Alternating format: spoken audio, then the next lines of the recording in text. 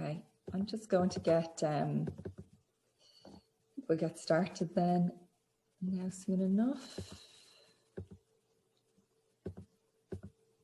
Yeah, okay. Yeah, hopefully I'm going to just do some introductory comments for about 5 minutes and then maybe other people will join us then.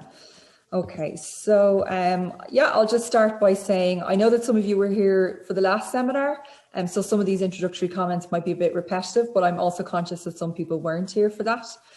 So just to introduce myself first, my name is Bridie Carroll and I'm a postdoctoral researcher at the Irish Centre of Social Gerontology at NUI Galway, so ICSG. And so obviously I'm the organiser and ICSG are supporting this and they're hosting the webpage with all of the information. So thanks everyone for joining us today. And this is the second of 4 online seminars on this topic. And the goal of the seminar series is to increase learning about research in which emotionally demanding or traumatic topics are encountered. So that's really, why I wanted to do this, because I feel like there's a lack of training and a lack of guidance, and there isn't a massive amount of cohesive literature on this. There's maybe one pretty good book, but I just thought this would be, the start of something, hopefully. So the objective of doing this has been, making researchers better equipped to deal with the topics for both their own psychological safety, but also research participants' psychological safety. So for those of us in NUI Galway, this seminar builds on a reading group series which we ran in the last months of 2020 on the same topic. The papers we examined highlighted a number of institutional and methodological challenges of conducting this type of research. And the papers that we read and others, we had a kind of an extended reading list as well. They're available in a document under the extra materials heading on the webpage for this seminar, so on the ICSG website. So if you go to icsg.ie and then click on news and then click on the page for the seminar series, at the bottom you'll see a heading that says extra materials. And this leads you to basically a 1-page document, which is a long reading list. And I'll add to this. This is an evolving document that I'll add to if anyone has any suggestions to give to me. So the seminars have been designed to hear as wide a variety of knowledge and experiences as possible. So in each seminar, we're going to hear from an established academic researcher who's experienced in this type of research and who has reflected at least once on this methodological challenge in a publication. And in each seminar, we also hear the perspective of a different type of actor in the research process. So in the first seminar, which was 2 weeks ago, we heard from an early career researcher to get this kind of perspective. This week, we're going to hear the perspective of someone who acts as a gatekeeper to an often traumatized population of people who are frequently the subject of research. In the third seminar in a month's time, we'll hear from the head of student counselling in NUI Galway to gain some insight into how research students can be affected by trauma in their work and any strategies around this. And in the final seminar, we'll play host to 2 experienced transcribers who are an often forgotten cohort in the process of conducting research, which is emotionally traumatic. So I want to make sure we have as much time as possible to hear what our speakers have to say. So I'll shortly hand over to our first speaker. But first, just a little bit of housekeeping. So to give you an idea of the timeline of the seminar, each speaker segment is about 20 minutes long, followed by about 20 minutes for the speaker to answer questions. So I feel that a Q&A is probably best. As I said at the start, we have about 60 people registered, so that's probably a little bit too much to have an open discussion. If you do have a question, just put it in the chat box and then I'll put these questions to the speakers. And if you really feel the need to add something else, you can of course just raise your hand virtually on camera and I can call on you as well. Today's seminar is being recorded and it's going to be uploaded to the ICSG website afterwards for viewing, as will any other materials or resources that the speakers might like to share. So without further ado, I'm going to introduce now our first speaker, who is Dr. Jane Mulcahy. Dr. Mulcahy is a research fellow in the University of Limerick with research interests in the areas of childhood adversity, trauma, social justice, human rights, law, policy and crime. She hosts a podcast called Law and Justice, which has an associated YouTube series called How to Talk Policy and Influence People, with many interviewees addressing the subject of attachment, the harmful impact of childhood adversity, embodied trauma and structural inequity, and the importance of cultivating safety and relational health for individual and societal well-being. Okay, so I'll hand over to you now, Jane, if you're ready to go. Yeah, sure. Can I share my screen? Yeah, do you see yeah, I see the it share at the screen button? bottom. You should be able to Yeah. do it, yeah. Okay, cool beans. There we go. Do you see that? It should just say emotionally traumatic research and there's a picture of a cell. You see that? Okay. All right, from the beginning then. So I'm delighted to be here, folks, and hopefully I can make a few reflections from my own experience that might be helpful to you. Bridine helpfully posed a few questions for me, but I'm going to try and approach them really through my own experience. Mainly from my PhD research, because I was a researcher for a long time before I particularly, I suppose, delved into emotionally traumatic research. But that said, I've worked in research related to crime and punishment for a long time. And as we know, that is inherently a traumatic field. It's not always appreciated as such, or sometimes we might focus on the trauma of victims, but our system does not really look at the trauma of the perpetrators. Very often, perpetrators are victims too, and our system and the way we think about it has kind of forgotten that or is in denial about it. The quote at the bottom is just one from Judith Herman. Her book, Trauma and Recovery, is a superb book on matters relating to PTSD from warfare, complex trauma in the context of domestic violence, and also complex trauma caused by incest or experiences of prolonged child sexual abuse. I should also say, of course, that things that I say in this talk might be activating for people, so if they do need to leave or whatever else, of course, do so. And if I say something that is also upsetting simply because of a casual or what do I mean now? An awkward turn of phrase, I don't mean to do so. So I'm just apologizing in advance in case I should say something that someone finds upsetting. So the questions I was asked to consider are: what are the main methodological, ethical and theoretical challenges and implications of this type of research? What structural or institutional challenges or opportunities do I see? What are the methodological and personal opportunities for this type of research? And what do you think are key strategies for researcher self-care and participant care in the face of sensitive research? I just put in a link at the bottom there to an interview I did with Dr. Avril Brandon about my own PhD research, where she asked me specifically about how did I mind myself in my PhD research, and the answer is I didn't really. I didn't think about it. I didn't have the benefit of a group like this one or a discussion forum, and I mean, I minded myself as best I could, but definitely I did find myself mulling over, and I mull over things all the time now because frankly I find trauma fascinating, but it does have a certain wear and tear on the mind and also on the body, and so it is very important that we think about these things. I don't expect you to really look at this messy slide, but I will share it with Bridine and she can send it on to you guys. It's just really to show that I, throughout my PhD, got very involved in activism and also engaged with the policy making process. And that's because I had good relationships with gatekeepers, and also because during my work with the Irish Penal Reform Trust previously, I discovered I'm most interested in impact-oriented research.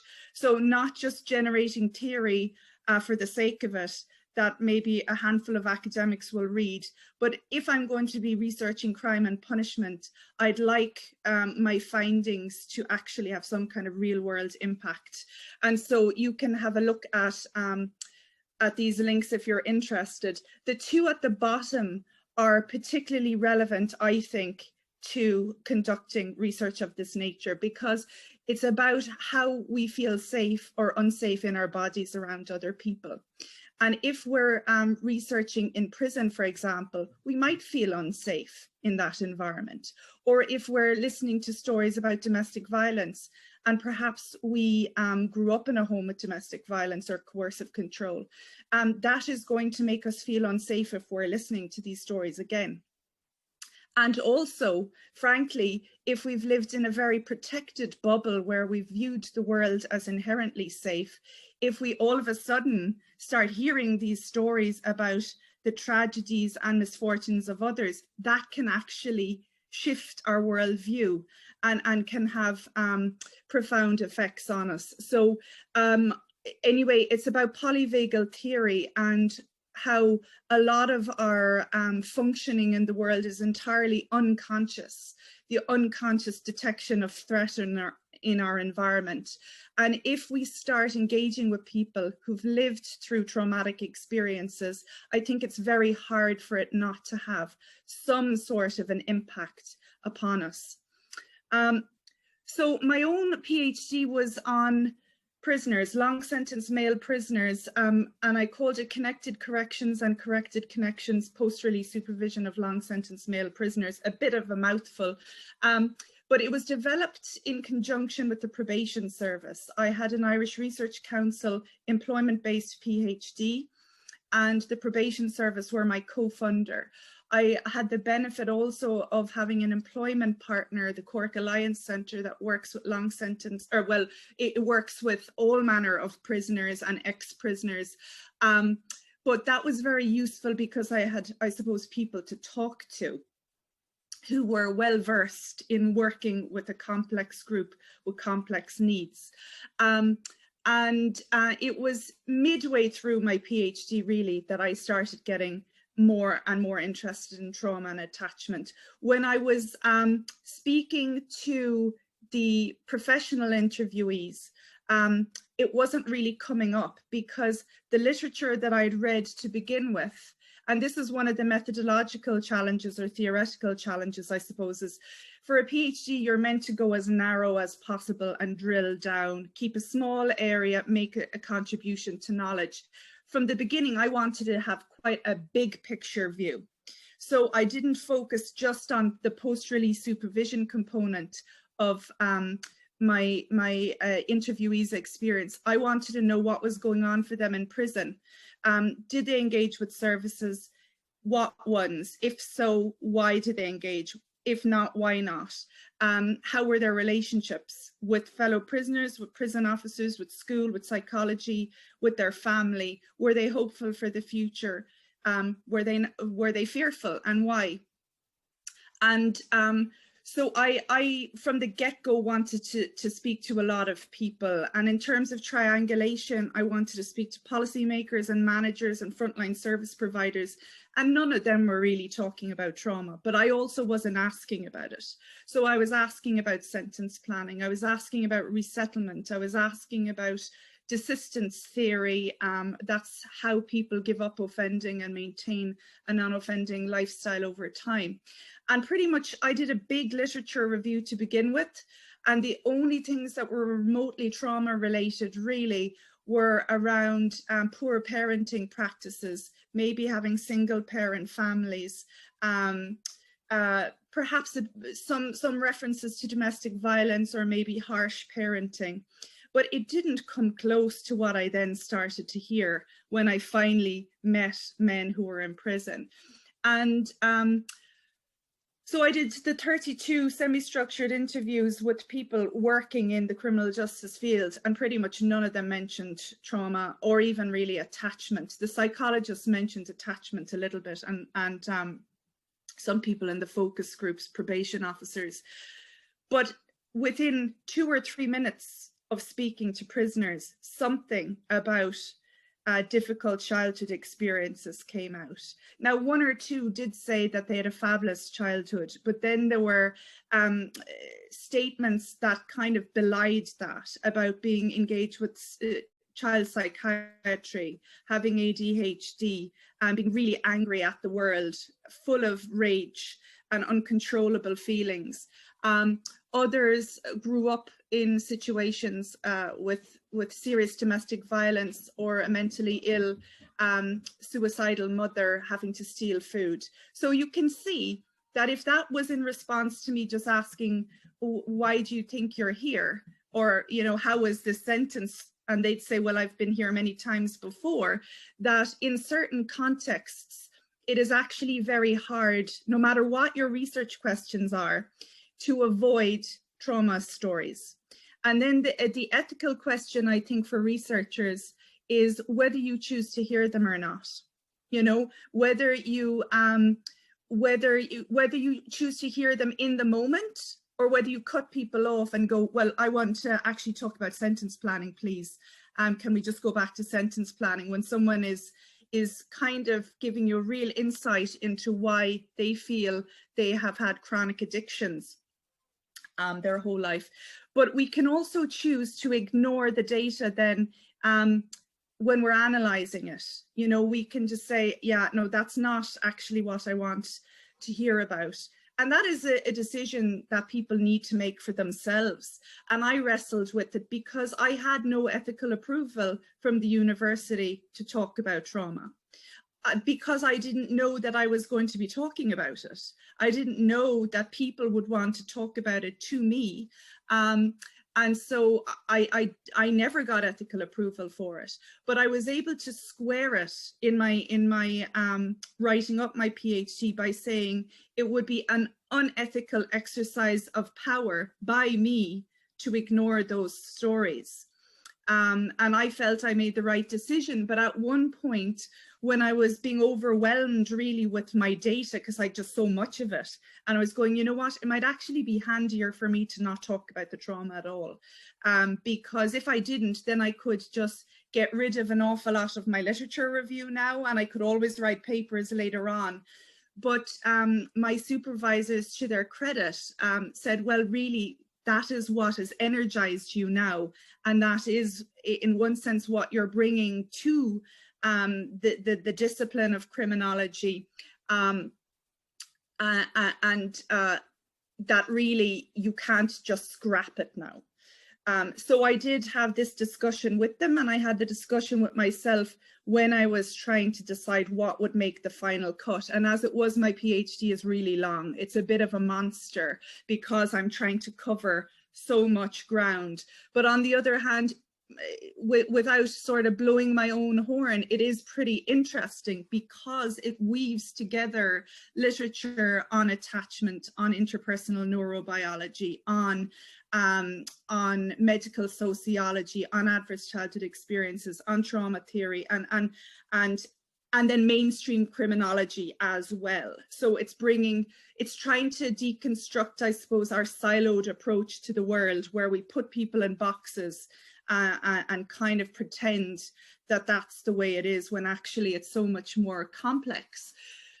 So the previous slide was just about some of the other things that I did along the way, various research trips I took and who I spoke to, and trainings I did with probation to try and maximize my understanding of really what I was analyzing, and also if I was going to critique, let's say, probation practice, that I actually understood what they were trying to do and why, and had training alongside them. But in my thematic analysis, if I'd stuck with my original literature review, it would have been on rehabilitation, sentence planning, interagency work, pre-release planning, reintegration, community supports, post-release supervision. And then I added these other categories on safety, on trauma, on autonomic dysregulation, on relational health, and many more. But this is where you have to make decisions, you know, and if you want to keep it really neat and focused, that is your choice. But I think you do need to reflect about it carefully. And some of the, am I running out of time, Breeding? Just to let me, how much more do I have?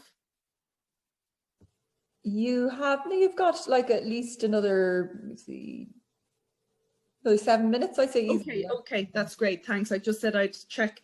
So the other thing is, just to go back to this question around power, there are ethical challenges sometimes when you're applying to discuss, you know, sensitive subjects with vulnerable groups. The universities might not want you to ask people things, you know, and you'll have to explain what protocols you have in place. From my own experience, these were subjects that people wanted to talk about. As I say, I wasn't trying to draw it out of them at all. Now, in terms of the adverse childhood experiences, I'm not sure whether you're familiar with that framework, but they include things like physical abuse, physical neglect, verbal abuse, or emotional abuse, emotional neglect, child sexual abuse, living with someone who's got a mental illness or an addiction, or parental separation and divorce, and having an incarcerated relative. The only one of those that did not come up unprompted was child sexual abuse. That does not mean that it didn't happen. It's just that I didn't ask about it. And the research suggests that you would have to ask people about that, and especially about men, and or two men. In a different environment, at a conference, someone from the Irish Prison Service actually said to me that around 80% of men in prison that she had worked with previously as a psychologist disclosed unwanted sexual contact. So trauma is very prevalent. Many of the prisoners obviously had poverty and other stressors in their lives, as well as those from the Adverse Childhood Experiences study. But what this suggests in terms of working with prisoners or people on probation is that things like cognitive behavioral therapy, thank you, won't work because it doesn't understand neurodevelopment and survival responses. And this might also be applicable to you if you're working with people who are refugees, maybe, who've fled very difficult situations, or members of the traveling community who are living with relentless stress and oppression and the like, that people might have a small window of tolerance, and certain interventions, certain evidence-based programs are not going to work well when people are just existentially under threat all the time. The other thing about neuroreception, that's the unconscious detection of threat in the environment, is if we've grown up in very unsafe circumstances, even when we are safe, we feel unsafe.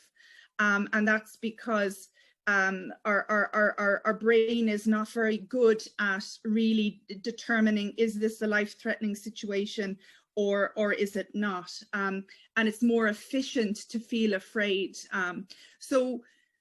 So this is something that might crop up for you guys when you're interviewing people, is that if you have your own trauma history, you could be activated by anything, really. You know, so it's important to know what your own triggers are. This is just a quote from one of my interviewees, and it's at a very early part of the interview when we are discussing the type of life he's had. He had 200 convictions for theft and was a chronic drug addict, very, very vulnerable, and prison saved his life, but he also hated it because it was no kind of life. And he's the only prisoner that I was warned about. People were saying, oh, you definitely didn't get the cream of the crop with this guy, you know, and he was going to be released into homelessness 2 weeks before Christmas. So, like, again, that is a traumatic story, and I could feel his dysregulation in my own body in the room with him.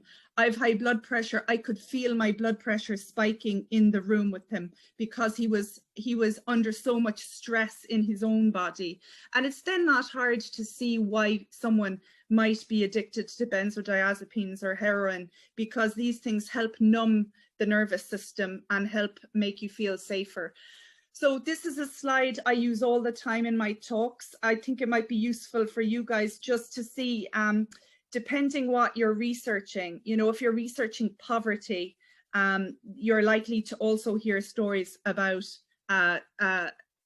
trauma, or homelessness. You know, there are very few homeless people who don't have trauma histories. There might be some, but the vast majority, from the Cork Simon research that Sharon Lambert conducted, it suggests that people have high levels of adversity there. And just, I might finish on this slide. The fight, flight, freeze response is something that goes out of whack for people when they have a high dose of adversity or trauma in their lives. But we also need to understand it in ourselves. And if you're sitting there listening or analysing or listening back to your interviews when people are recounting really painful things, depending on the level of detail that they go into, your own nervous system might be activated. And you might decide that, you know what, I don't want to deal with this. And you need to make that decision for yourself in terms of whether you'll continue to analyse that material. But the point is just we all have a nervous system, and we all are prone to these responses. So to conclude, I guess, the relationship process of interviewing people or conducting focus groups is important. And what I really like about this process that you guys are doing in terms of the reading group and this forum is a kind of it's a relational support group process almost, you know, where you share ideas and maybe can also, when you can get back to real life meetings, perhaps can just be a buffer for one another. Because we do need them, and depending on who your supervisors are, they might be more or less helpful in terms of understanding that a lot of our responses to trauma are not rational. They are subconscious, they're subcortical, and we don't have conscious control of them. But one thing that we can do for one another is just to listen to one another. Being listened to is it regulates the nervous system and neural state. So if you have someone that you can speak to about how you're feeling honestly, and also to learn some techniques, you know, when you're actually engaging with people with a trauma history, be kind, be patient, be compassionate. I think give them the space to talk about these things, because I don't think if you can research homelessness or domestic violence without being prepared to hear about trauma. And the last thing is just watch these signs, because these are signs of vicarious trauma or compassion fatigue and traumatic stress that you might have in yourself. You might start binge eating, you might start drinking too much. Like during COVID, lots of people are drinking in unhealthy ways because of their stress. You might not be sleeping so well, depending on the impact of the research. And particularly, again, don't worry about this slide. This slide is just to show you that people who have a trauma history of their own are more likely to be burnt out if they work with people with trauma histories. And I think also people who have a trauma history are more likely to find traumatic material in their research activating. But it is activating for all of us, okay? So it's not saying that if you have a trauma history that you won't be triggered or you won't be upset by it. It's just you might need to have more supports for yourself. You also are more likely to actually want to analyze it. But some people who accidentally uncover research with trauma in it, denial is also a coping strategy, and compartmentalizing, you know, and saying, I don't want to go there with this. But in terms of ethical research, I would just put it to you, is it ethical to ignore these stories? So I will leave it there, and I will share these slides with you in due course. Sorry for going slightly over, Bridine. Hopefully that was some bit of use and not too rambly. Yeah, no, that's great. And don't worry about going over time. We have at least 20 minutes scheduled for questions, so we can kind of eat into that a little bit. We've loads of time. Yeah, that was great. Thanks very much. So yeah, if you, after the seminar, Jane, you can share that those slides with me, and I'll put them up on the website then. So, and they'll be under your name, so everyone will be able to access that. And it's great because it's a brilliant resource in itself. And then you obviously have lots of resources listed there. So if anyone has questions, please put them in the chat box. I see one there from Harold Lenan, and I suppose it's a bit of a kind of a functional or operational question. He says, thanks, Jane. How can I or we keep in touch with the work you're currently doing? So we'll start with that. All right, okay, that's easy. Certainly if you're interested in looking at some of the research, I actually put a lot of my previous presentations on ResearchGate. So I have a lot of materials there, and some of my articles are there. I also have as you mentioned, Brideen, the YouTube series on how to talk policy and influence people, that covers an awful lot of topics related to trauma and attachment and coping strategies that people have, and that type of thing. Also on SoundCloud, I have the main Law and Justice podcast, but I haven't added to that recently, and that's just the audio recordings. Again, I've spoken to people working in addiction or health, mental health, as well as some former prisoners and people who've been convicted of violence, and then I'd be covering topics of this nature. So there's a range of ways. And now in my new work with UL, I'm on the REP team, which is research evidence into policies, programs and practice. That is involved with the Greentown study you may have heard of last week. So it's a youth justice study, and already in some of the interviews that I've been conducting, trauma is coming up from the point of view of the guards talking about young people involved in criminal networks. So you can check REP out as well if you're interested. Okay, thanks very much, Jane.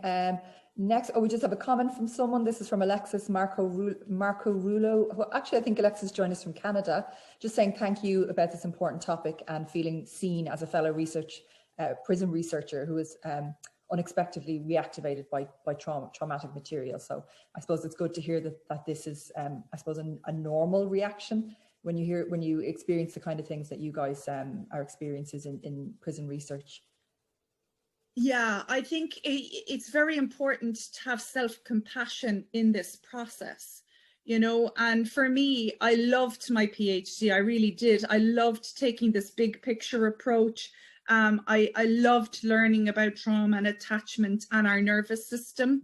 And I now understand myself better in some of my poor, rubbishy, unkind responses, but I understand family members, colleagues, you know, as well. The world of academia or any workplace can be kind of harsh. And so sometimes we will feel unsafe because of how we're put in our box. For example, I annoyed some psychologists through a throwaway remark, really. I didn't phrase my question very well and I clearly upset them. And then I was pretty much told by one that I should just stick to what I knew, which was law, and shouldn't be talking about mental health or really what happens in prisons, because how could I possibly know it? That is an emotional response. That is because I made that person feel unsafe unwittingly. And we can do this to one another all the time.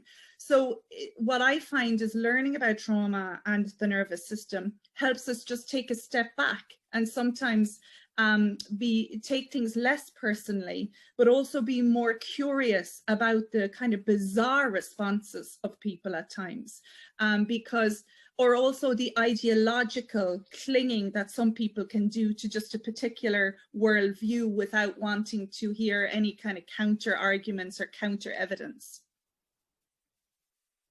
Okay, we have a question from one of our reading group members, Rania Muhareb.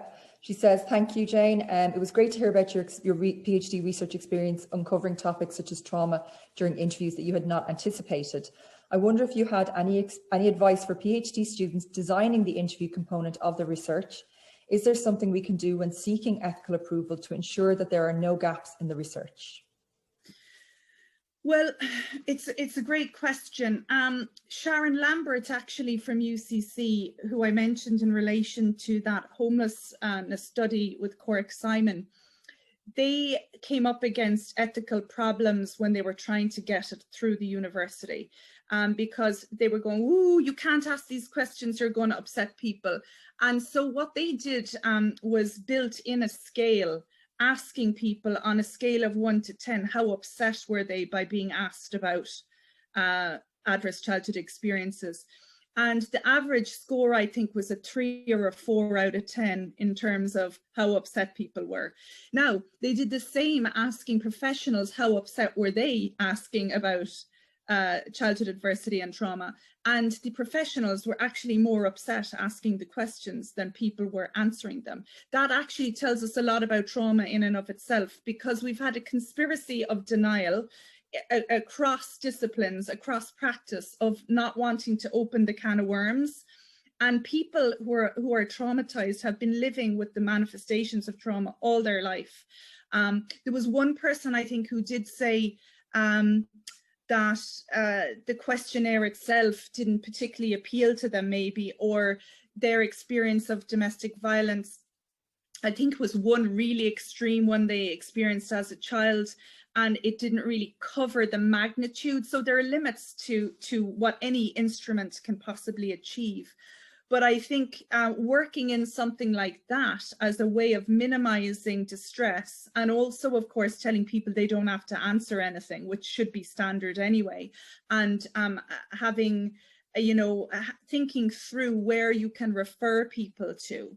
But the key thing is, I found myself just listening to people and really focusing on building rapport and tuning into them. Attunement is massive, and listening, again, regulates neural states. So if you listen and kind of are genuinely interested in what you're hearing, that goes a long way to making the experience a positive one for the person who's being interviewed or is participating in the focus group. I hope that helps.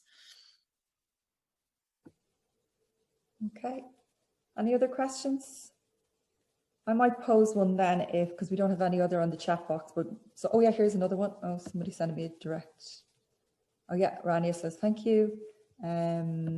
Howard asked, do you still maintain a blog about your involvement in research on prisons? Is there a link available on this? If so, can you share? Maybe you could share that in the chat box. Yeah, if there's a link for that. Yeah. Sure, yeah, no problem. Grant. And Rania says, thank you for your response. I had a question. I don't know if the questioner just maybe asked you to talk a little bit more, but I thought it was fascinating when you talk about how you, in your PhD study, that you're talking about topics which are really inherently complicated and multifaceted, and yet you doing a PhD, you have this, the idea is that you need to be really focused on your topic. And then later you talked about, you know, deconstructing our siloed approach to the world. So I just thought that was really interesting, because that's something that, it's not something that we're facing as a challenge in our studies. My study is looking at older traveller and older homeless people, and their life experiences and health experiences and things like that, and structural and life course determinants of health.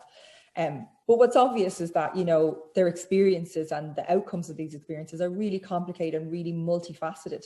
So I just maybe thought you could speak a little bit more on how, when you're dealing with these topics that are inherently complicated and multifaceted, how do you deal with the practicalities of research? Now, it seems like you maybe had someone quite supportive during your PhD that kind of said, you just go with it ultimately, and just put it all in there. But, you know, what if...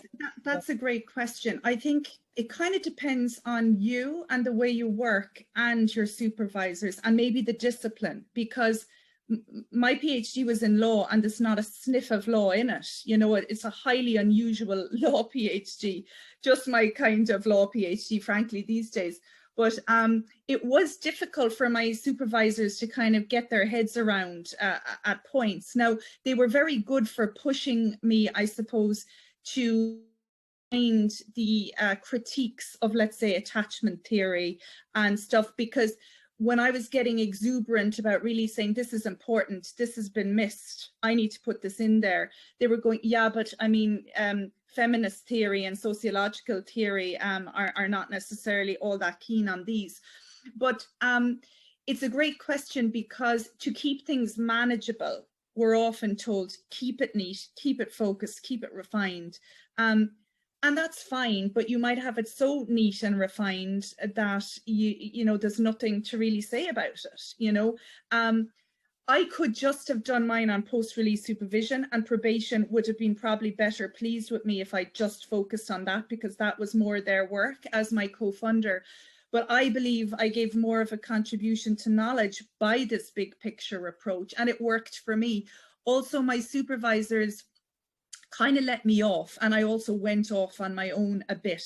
And that's because I guess of my age in some ways and my experience. If I was younger, I might have felt I need more direction, or that I couldn't do things. For example, my supervisors didn't want me to interview anyone until I had my literature review done. And I slightly ignored that advice and started my interviews with the policymakers because I wanted to get going, and I knew I had this plan in my head and wanted to get going. Not everyone would take that risk, and not everyone's supervisors would maybe put up with it, but I had a lot of good contacts that I was able to draw on to start that research process. The other thing is, I suppose, a big barrier to research of this nature can be gaining access to people.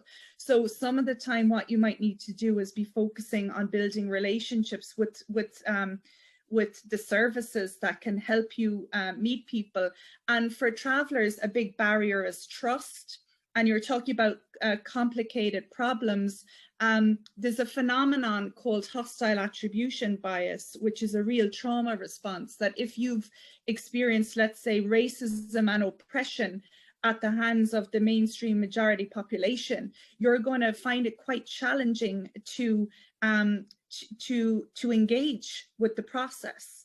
You know, you may not feel comfortable, and but there's no mistaking that, let's say again, just travellers as an example, the levels of adversity within the community are hugely multifaceted.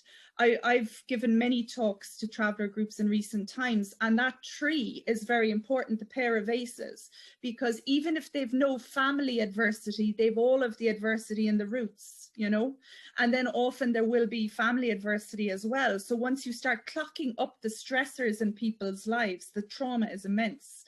And to pretend it's all just about housing, or it's all just about employment, or anything like that, is cutting off so much of their experience in the world. And also in terms of addressing it from a policy perspective or recommendations, they need to be, in my view, as a non-expert in this area, very, again, overlapping type of recommendations that cover the multitude of experience that people have. So I don't know that that is helpful at all, Brídín, a bit rambly, but my own thing is, if you think you need to go wider to do justice to a topic, then do that. If you feel you need to go narrower to rein it in a bit, also do that, because I mean, a good PhD is a completed PhD or a piece of research. At the end of the day, you have to make editing choices, and sometimes you might feel I must leave this out for now, but you can always publish or write blogs or whatever on discarded bits of the research, because it's not saying it doesn't matter at all, it just may not fit in the project in the here and now to get it over the line. Great, thank you. Okay, I think we have time for one more question, and it's from Denali Wijeratni, saying, thank you, Jane. I have a question. Please, say I experienced trauma while conducting interviews and/or focus groups as a researcher. Should I make a decision to discontinue this work since I might need counselling or some medical support as a result of this traumatic experience, or should I continue because this is an extremely important piece of research? Well, that's a really hard question, because I can't possibly say whether you should continue with the research or not. I mean, research is important, I guess, but your own health and well-being has to take priority, I would think. So, I didn't show the slide at the very end, which is about some techniques that people can use to regulate their nervous system. I discovered a thing recently on Twitter. Twitter is the fountain of all fascination for me, but trauma releasing exercises. There's a free course that was developed by an Australian, and it's a really interesting process because trauma gets lodged in our body and we can be very stiff and have all these pains and aches. And these exercises help to release it. So I'll share the link in case that might be of use. Singing is good for the nervous system, especially in a group. Now, you might not like singing, but I'm just going to list a few things that are good. Deep breathing, coherent breathing, excellent. Deep belly breathing, it regulates the nervous system by stimulating the vagus nerve. Dancing, movement medicine, drumming. There are a range of things that are really, really good that you can do. The other thing is you may not actually need to go to see a psychologist. You just need someone who will listen to you. and who will validate what you're feeling. We pathologize too much. Now, I can't say whether or not you do need to, or you or anyone else might need a psychologist, but really, I think this is an aspect where maybe supervisors are poorly equipped. And depending on the discipline, like in psychology, you'd like to think that supervisors might have some skills for helping researchers if they're having a heavy trauma burden, either pre-existing from their, before the research, or just set off now. But not like in law, there would be minimal skills for dealing with this type of thing. And so, I would say, though, you don't need to be a therapist to be therapeutic. So I think this is an important message for everyone. If a friend of yours is doing research or whatever and is struggling, you can just listen, and try and be kind and compassionate. And that in and of itself is also regulating for the nervous system. But if it's too traumatic and you're having sensory flooding or nightmares or a range of other symptoms that are making it hard to function in the here and now, forget about your research. Is my own, or postpone it, take a leave of absence or something, because your well-being is, in my view, more important. Because also you can always return to the research down the line. But that would be just my sense, that you must mind yourself if it's taking that type of a toll. Great, thank you. And I'll just pick up on that. And you mentioned this idea of peer support during your talk as well. So when we were doing the reading group, there was, as I said, there were kind of methodological, but also institutional challenges that we came up against. And I think for me, the kind of institutional challenge is the lack of systems, training, and adequate supports, I think. So what we'd really like to see coming out of this is the embedding of these considerations in ethical approval applications. We'd like to see this, we'd like to see a comprehensive training program being set up for students, and also we'd like to see like a suite of support, so a peer support, support of a peer support network and other things as well, like being able to access things like supports if needed, or counseling supports if needed, but other things like maybe access to yoga or meditation. I mean, it's all there. The university is very good with this stuff, but I just think it needs to be kind of maybe brought together somehow as a package or a program, and people need to kind of know that it's there and it's totally acceptable to use it. Okay. Could I just respond to that? Yeah. I think it's a great idea. And I was saying on Twitter a while ago, in response to an academic actually from UCC who was saying, we don't have time to be dealing with students' mental health issues. And I was kind of going, well, I think really there's a pastoral care dimension to this. And you don't, again, need to be an expert. You don't need to be a psychiatrist or a trained psychologist to actually just take a few minutes and listen and validate the person's concerns. And she was saying, no, we don't have the time for this. I'm not trained. We need more external psychological supports to be able to send people there. And I think this is a problem across society, is we want to have more and more experts to take care of problems that we don't want to deal with ourselves. So yes, of course, we do need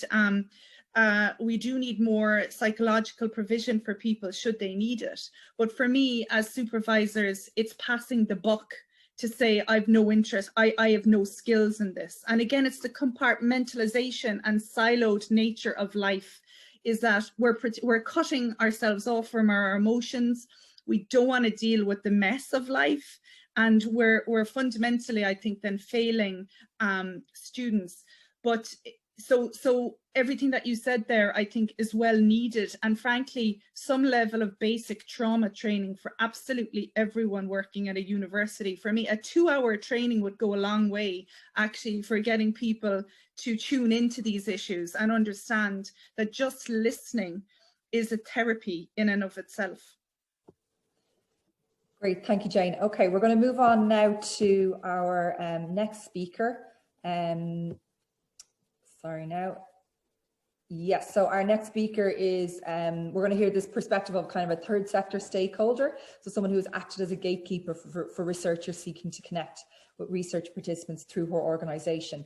So our speaker is Dr. Susan Power, who's head of legal research and advocacy at Al-Haq, Law and the Service of Man, which is a Palestinian human rights organisation. She lectured in law for 7 years in Griffith College, Cork and Dublin in Ireland. And she's made submissions and contributions to various Irish and international legal and lawmaking bodies on issues related to occupied territories, business and human rights, and violations of international law. And she has published academic articles on issues of occupational law, amongst others, and has been a committee member and judge on the Irish Red Cross International Humanitarian Law Moot Court. So I think Susan can give us a really interesting perspective as a, from someone from a stakeholder organisation, but also she's obviously an experienced researcher herself, so she might have some insights in that regard. Okay, so I'll pass over to you now, Susan. Thanks very much. I'll just share my screen.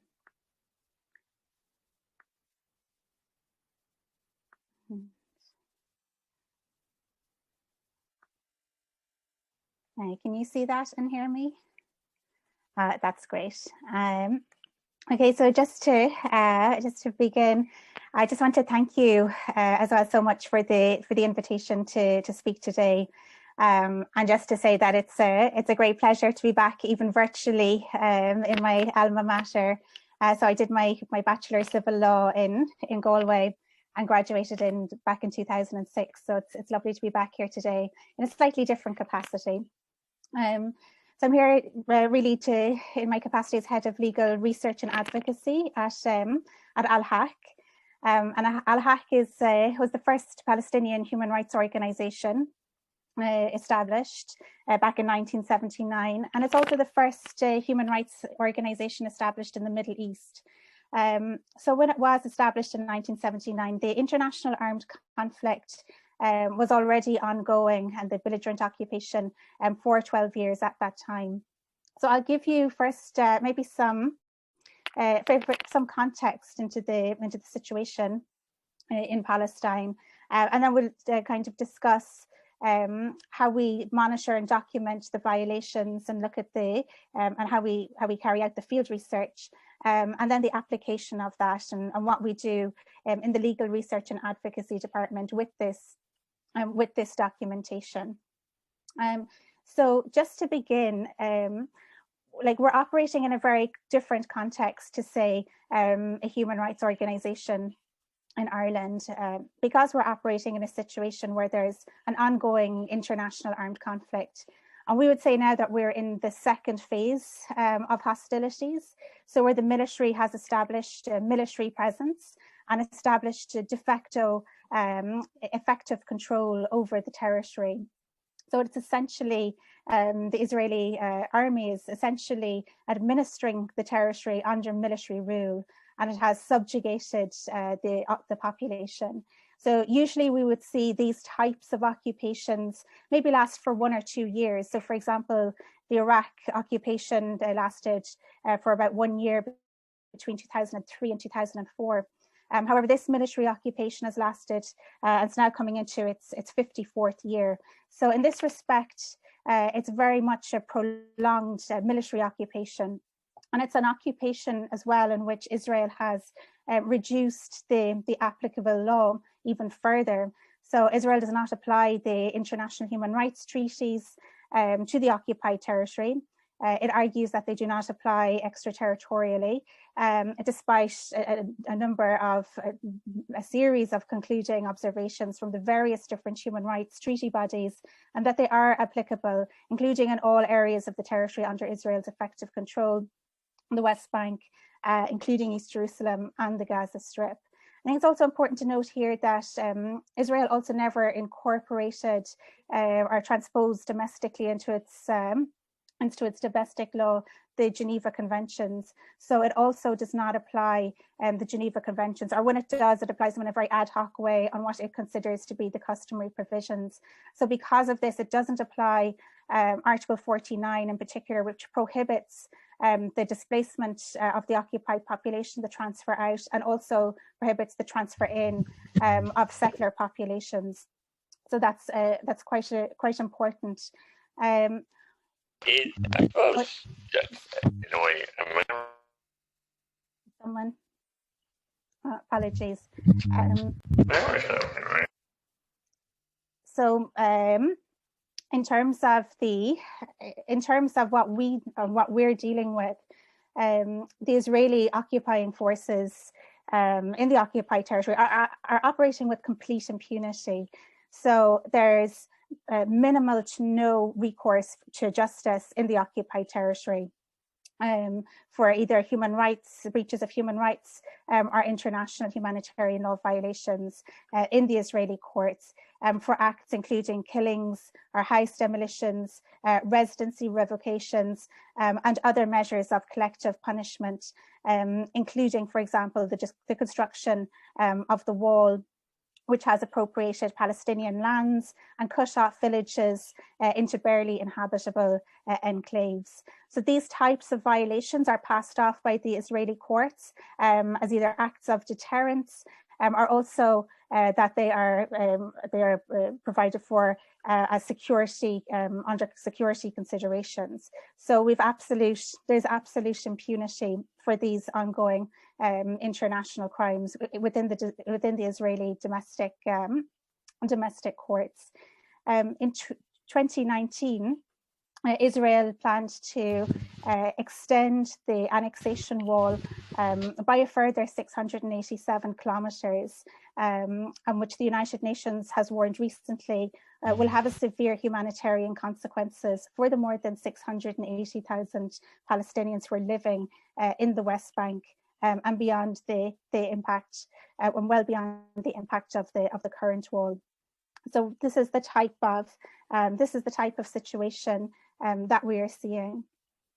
Any Palestinian resistance to what are essentially widespread and systematic attacks on the civilian population. So any Palestinian resistance to the military is met with military force. And we've seen Palestinian assemblies and gatherings have been denied since 1967 under Military Order 101. So Palestinians right across the territory are subject to nightly raids, mass arrests, administrative detentions, and imprisonment without due process, in addition to willful killings and cruel and inhumane treatment, and a myriad of other human rights violations.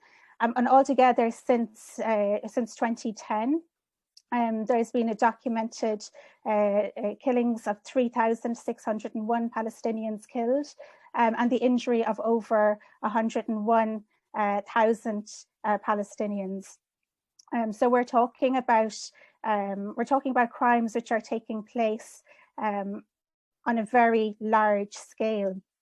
And I think it's also important to point out that while we are looking at the occupation from 1967 and the international armed conflict, this occupation and the international armed conflict are taking place within the context of a longer standing apartheid. And this apartheid began in 1948. So the objective and the aim of this is old fashioned. It's a divide and conquer strategy by Israel. So to divide the Palestinian people, to disempower their resistance to the colonization of their lands, and then to transfer in Jewish and Israeli Jewish settlers in a massive and ongoing settler colonial enterprise. And this is done by permanently alienating the lands and properties of Palestinian refugees and denying their right of return. So we see now that there's currently a denial of the right of return of over 7 million Palestinian refugees who are displaced. While at the same time, we have the transfer in of Jewish settlers into the territory. And this is facilitated through parastatal organizations such as the Jewish Agency and the World Zionist Organization. And these settlers are then granted full citizenship rights. in 2018, a very serious amendment was, a new amendment was made to the Israeli Basic Law, and this law is called the nation state, the nation state of the Jewish people law. So it has a semi-constitutional status, and this law in Israel grants that the right of self-determination in Israel is unique to the Jewish people, and that the state views the Jewish settlement as a national value, and will labour to encourage and promote its establishment and development. So Israel is very openly continuing what is a colonial settlement and expansion into the occupied territory, and this is continued and advanced as a matter of its basic law and constitutional law. In terms of the apartheid and how we're seeing the apartheid carried out, Palestinians are divided into what the United Nations ESQA report in 2017 described as different domains. So we see Palestinians themselves are segregated and divided from each other. So we have Palestinian refugees in the diaspora and exiles are one group, and they're prevented from entering into Palestine and prevented from entering under the citizenship and entry into Israel law, which has been amended every year back since 2003. But we also see Palestinians in the Gaza Strip treated separately again and held under a military closure and effectively a siege of the territory, and they're denied their freedom of movement. And then in the West Bank, we have Palestinians in the West Bank behind the wall who are held under a different administrative regime. They don't have access to Jerusalem. They don't have access to Palestinians in Gaza. They don't have access to Palestinians in Israel. So all these different groups of Palestinians are divided from each other. And this is really key to the apartheid, this segregation. So it's not just segregation between Palestinians and settlers who are illegally transferred in, it's separation from each other. And this is critically important because it's to deny and disempower full Palestinian resistance to the ongoing colonization of the land. So Israel is able to continue and advance the colonization, which is really happening at a very rapid pace. So we see land being appropriated, Palestinians being removed off the land, house demolitions, destructions, Israeli settlers being transferred in, and all the while Palestinians cannot mobilize and react and resist what's happening because they're being contained and segregated and separated from each other under these different groupings, and all under different administrative systems. So it's so before we start, we have this kind of added layer of complexity. So what we are doing as Al-Haq, we're documenting and monitoring all these different violations and acts which amount to war crimes and crimes against humanity. So we would say that what we are seeing happening in the occupied Palestinian territory amounts to crimes against humanity. There's widespread and systematic attacks against the civilian population, and also acts amounting to crimes against humanity, such as acts of apartheid, such as forcible transfer, etc. And we document all different types of violations, such as willful killing, house demolitions, settler attacks, forcible transfer, and we also do document other violations such as arrests, but there are other organizations such as Adamir who more extensively focus on this under their mandate.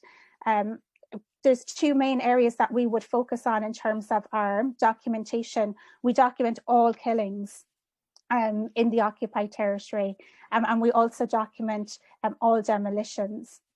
So, for example, we would also document all other different crimes as they're happening as well. So punitive residency revocations, settler attacks, land appropriations, and we have, for example, very extensively documented the killings during the Great Return March, and worked with the United Nations Commission of Inquiry, which was established, and we would have submitted our legal analysis and all our documentation to the Commission of Inquiry. Because of the nature of the situation and what is ongoing in the occupied territory, Israel denies access to UN investigators and denies access to members of the commissions of inquiry, and also special rapporteurs. They're all denied access into the occupied territory. So when we're giving our interviews and when we're meeting with the members of the commissions of inquiry, we meet with them outside the occupied territory in Amman, and also meet online as well in this type of forum. In terms of the Commission of Inquiry into the Great Return March, the Commission's chair, Santiago Canton, concluded that the Commission had reasonable grounds to believe that during the Great Return March that Israeli soldiers had committed violations of international human rights and humanitarian law, and that some of these violations may constitute war crimes and crimes against humanity, and must be immediately investigated by Israel. So there's also an extra onus on local NGOs such as Al-Haq to document and monitor the violations, because there is not this access to the international community, to the investigators, and also potentially later on to the International Criminal Court to actually come into the territory and investigate and document and monitor. So the type of work we do is critically important. Alongside looking at the various human rights violations, we also specialise in the area of business and human rights. And other NGOs in the territory specialise in thematically in different areas, like prisoners' rights, like we mentioned before with Ademir.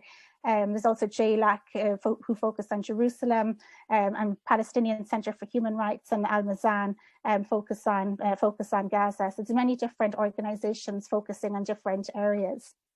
But because our field researchers are local to the area, they're trusted by the community, and we field researchers all over the occupied territory, in Bethlehem, Jerusalem, Hebron, in the Jordan Valley, in Tulkarem, and Nablus. And also we've 2 field researchers in Gaza. And this picture here, this picture was taken by one of our field researchers from his apartment during where there was an airstrike nearby. Our field researchers operate only in the occupied part of the territory.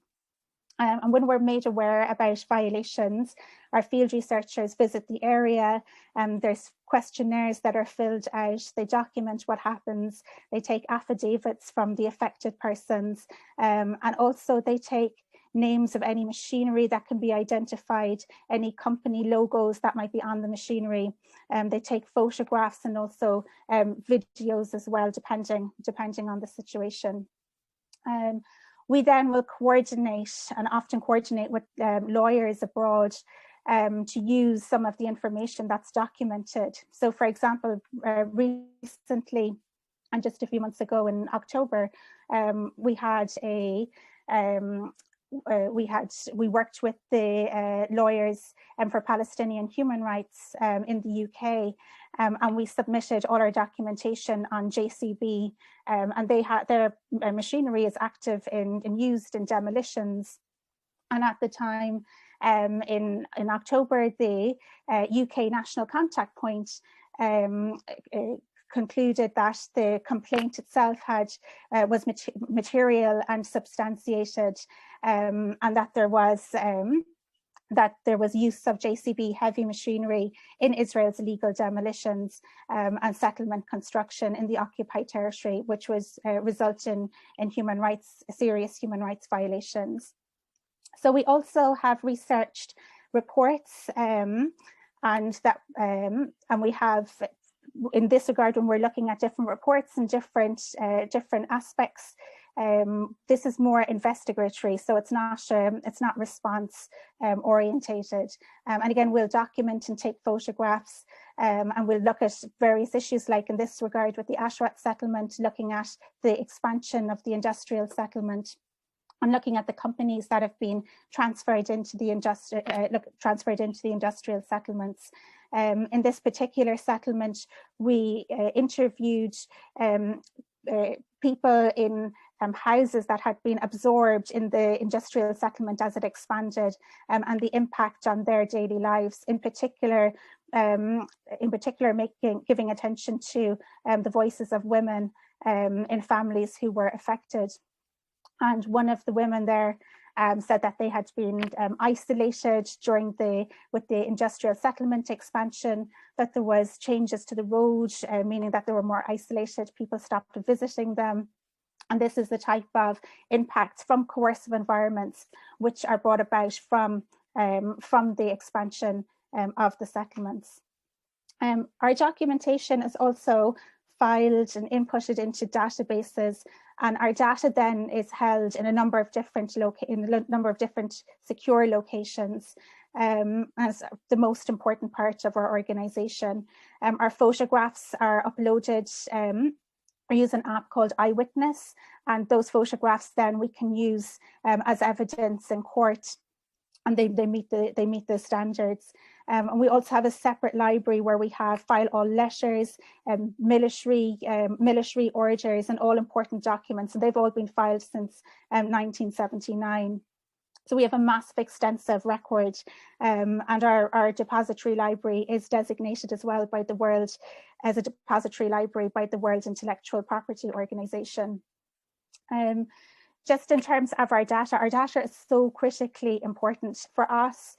Not only is it a record of the documentation of international crimes, it's also a historical record and legacy of a Palestine which to us is disappearing and being erased.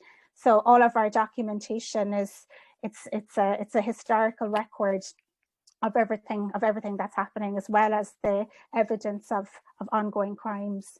Our field researchers in their work are often harassed and detained in the process of their work.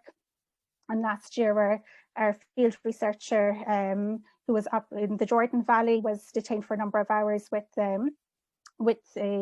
journalists as he was documenting forcible transfers. And this is the type of kind of general harassments that are subjected to in the course of the work. Also, there's intimidation of legal researchers. Our legal researcher working on the International Criminal Court received death threats, along with the general director of our organization. But in terms of when it comes to our department and how we use the information, there's an overwhelming amount of information which is coming into the organization every day.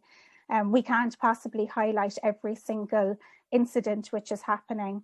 The best that we can do is look at patterns of violations. So we look at patterns of demolitions, patterns of settler attacks, and we do try and highlight as many killings as possible. It's not even possible for us to highlight every single killing.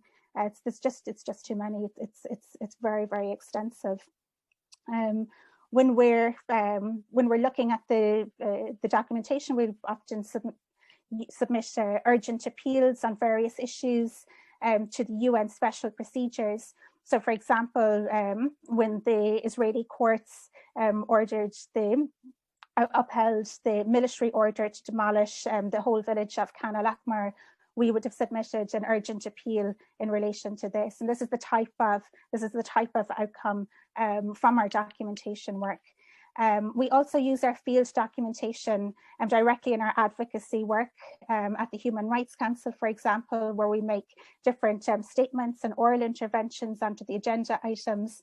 And we also submit shadow reports on both Israel and Palestine to the relevant treaty committees. I just have 1 or 2 more minutes.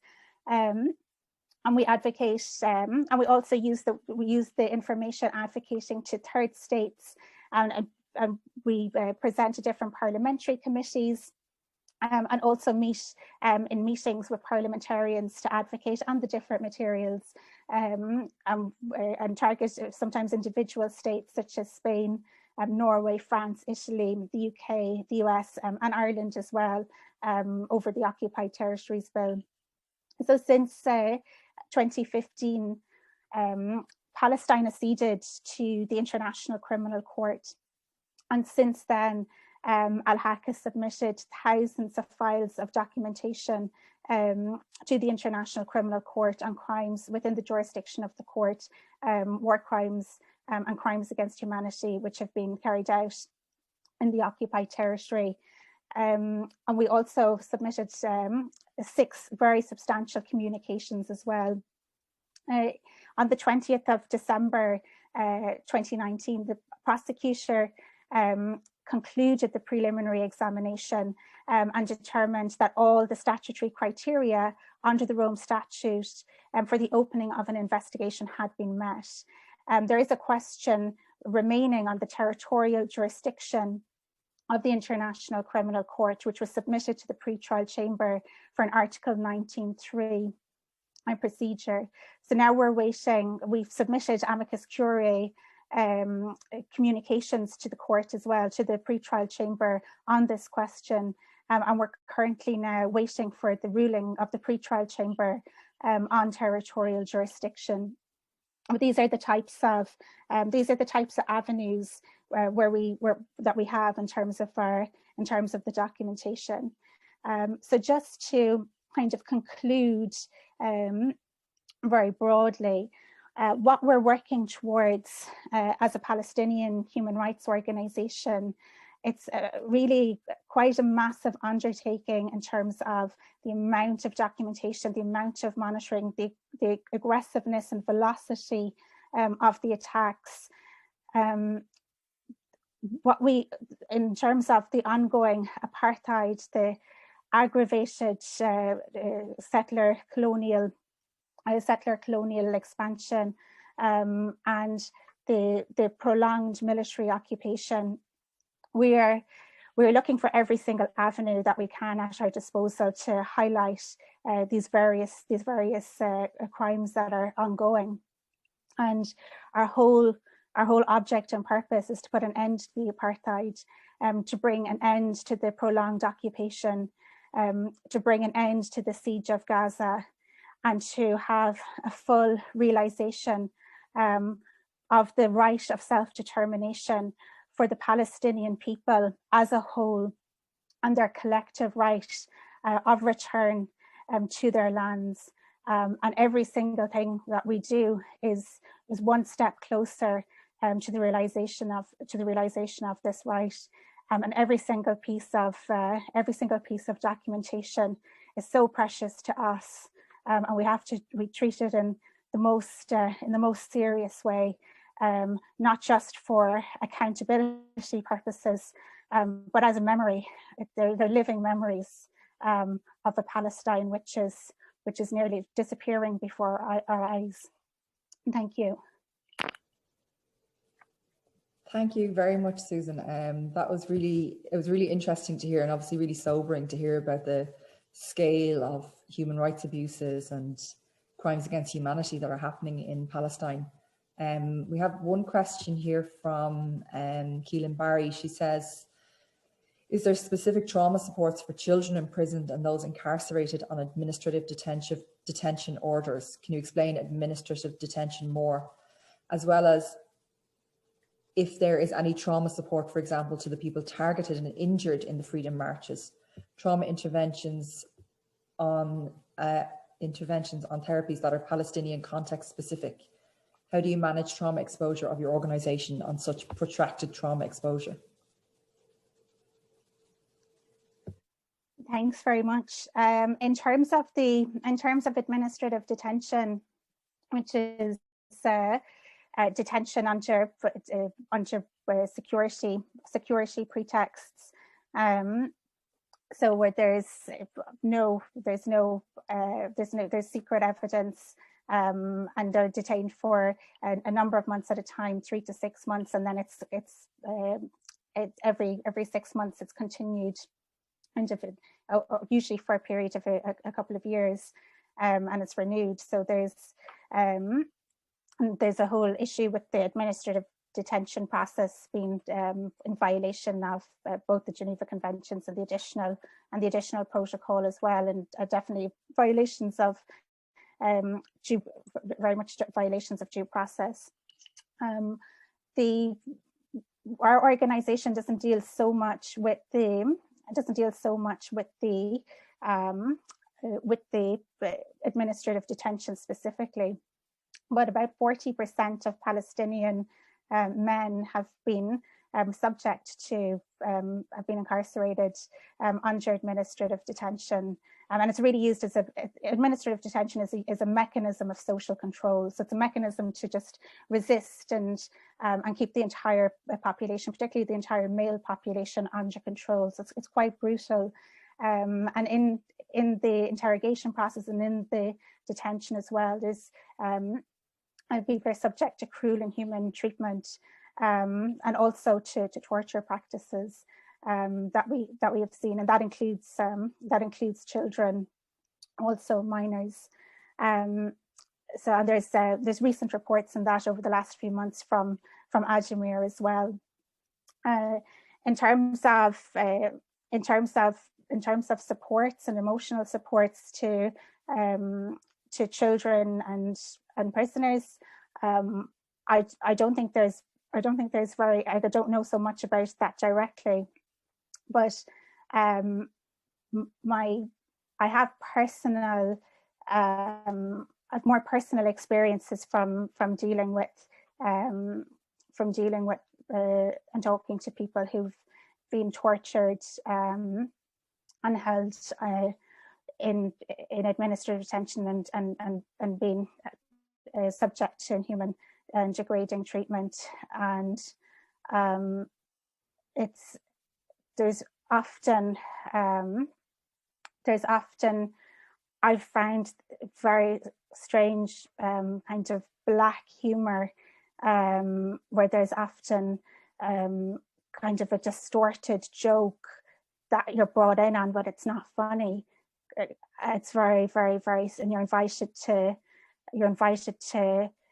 laugh at the situation, which is bizarre. And I often don't know how to react myself in those situations. A little bit like Jane, I think, with the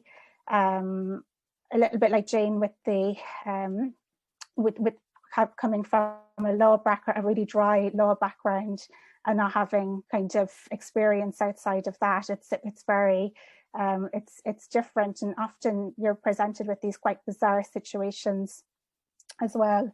And this in particular, in Gaza as well, I found that very dark humor, and maybe that's a particular coping mechanism. I haven't heard of extensive supports, but I would say in Palestine there's very strong family support and very, very strong community, and that's like a massive embrace, you know, and there's such deep family connections and strength in the family that are really, I don't know how much it helps, but I think it carries a lot. I think that carries a lot, especially in Palestine. I wouldn't have the expertise to talk about kind of the other psychosocial supports or these types of things, because it's not specifically my area. But I can just touch on what I've come across myself and kind of things I've personally experienced. In terms of which is the freedom, the freedom from trauma interventions, or the second reading the second question, maybe Jaya. She says trauma interventions as therapy and therapies that are in the Palestinian context specific. And how do you manage trauma exposure of your organisation on such protracted trauma and such a protracted scale, I suppose? I think with the organisation as well, there is attempts in the organisation to bring in different like yoga practices and things like this, and outlets. And I think in this situation, and it's probably maybe a problem, and especially when it's on such a when the violations are so deep and so traumatic, and everybody that's working on the situation is already traumatized. You know, like everybody's been affected by the occupation, everybody's been humiliated at checkpoints, seen their family members humiliated, had brothers, their fathers arrested, had experienced night raids with soldiers arriving with barking dogs and very terrifying situations, and been attacked as well, and violently brutalized, and people who are working are also in human rights, are also victims of torture themselves. And I think there's a draw of strength, where things become a very strange new normal, and there's a tendency to really talk about being strong and being a strong person and being able to put on a brave face and show strength. And I think when you're in Palestine, you see a lot of strength and you feel a lot of strength. But I do think there's issues. I do think like there's a whole field which needs to come in terms of supporting local organizations. And I often think local organizations don't know where to turn or who to turn to, or what to do. I think international organizations are much better placed, and I think like international organizations will pull people out of the situation, and will pull staff members out to third countries for time out and for time away when something traumatic happens. And when something traumatic happens for local NGOs, they get up the next day, they go back to work.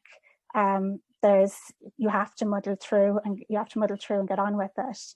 And I don't know if that's a good news story or if I'm offering any insights at all to this talk. It's more in terms of that we're documenting and monitoring in a very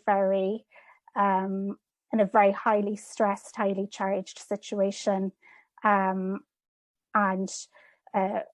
it's a constant reaction to what's happening as well, and there isn't space to step aside and breathe. I think that's I think the whole population is holding a very deep wound of trauma, and it's difficult. Thank you, Susan. I'd love to kind of pick your brain a little bit more on all of that, but unfortunately we're out of time. So I'll just say thanks again to you and to Jane. You've both been really generous in giving us your time, so I really do appreciate it. I think we've all learned a lot today. If anyone wants to look back over this, the seminar's been recorded, so I'll just edit the start and end of the video and get it up online as soon as I can. And then if there's any materials that the speakers want me to share, I'll put those up as well. So say the slides or any other supplementary materials that you want me to share, I can do that too on the same web page where the information for the seminar was and where the link to register was. And also if you're interested in last week's seminar, the recording is online as well, as is the supplementary materials from the speakers last week. The next seminar, the third in the series, is going to be in 1 month's time, so exactly a month from today on March 2nd. And the speakers are going to be Dr. Shan Oram, who's a senior lecturer from King's College London.